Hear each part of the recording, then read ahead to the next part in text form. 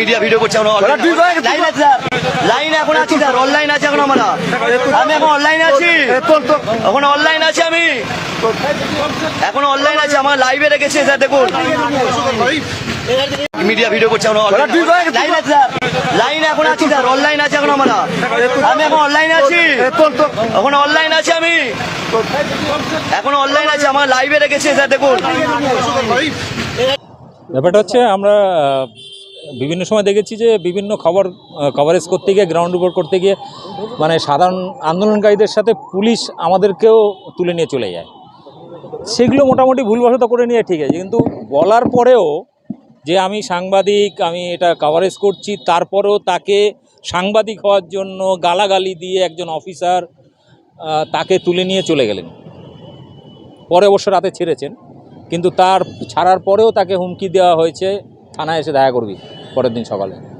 আমরা বিষয়টাকে খুব একটা ছোটোভাবে নিইনি এবং গুরুত্ব দিয়ে আমরা বিষয়টাকে নিয়ে সরাসরি আমরা এসপি অফিসে এসছি এবং এসপির সঙ্গে দেখা করে তাকে আমাদের অভিযোগপত্র, যার বিরুদ্ধে অভিযোগ, সেটা আমরা জমা দিয়েছি এবং তিনি বলেছেন উপযুক্ত ব্যবস্থা নেবেন এবং আমাদের বিশ্বাস, কারণ তার সঙ্গে কথা বলে যা মনে হয়েছে তাতে তিনি ব্যবস্থা নেবেন বলে আমরা ধরে নিচ্ছি। উপযুক্ত পদক্ষেপ না নিলে পরবর্তী স্টেপ কী নেবেন?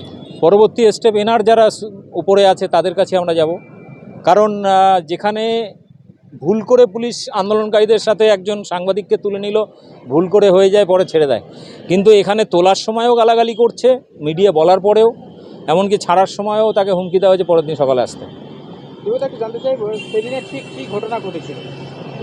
সেটা কি হবে, সেখানে রাত্রেবেলায় লোডশেডিং নিয়ে এলাকার মানুষ রাস্তা অবরোধ করেছিলেন, সেটাই লাইভ কভারেজ করেছিল। ঠিক তখনই পুলিশ গাড়ি আসে এবং রীতিমতো যাকে পারছে তাকে তুলে নিয়ে চলে যায়। এবং এটা আমতা থানা।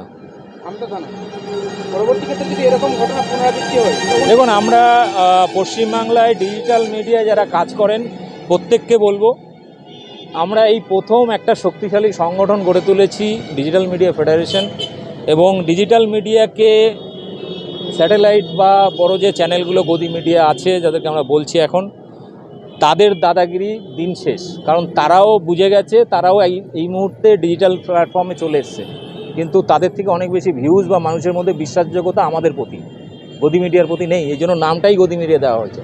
ফলে আগামী দিনে ভবিষ্যৎ আমরা, ফলে আমাদের উপরে যদি কোনো আক্রমণ আসে সেক্ষেত্রে কিন্তু আমরা হয়তো কমপ্লেন করছি, এরপরে এর থেকে আরও কোনো বড় রাস্তা আমাদের হাঁটতে হবে, যদি না এই ধরনের ভুল না হয় আর কি।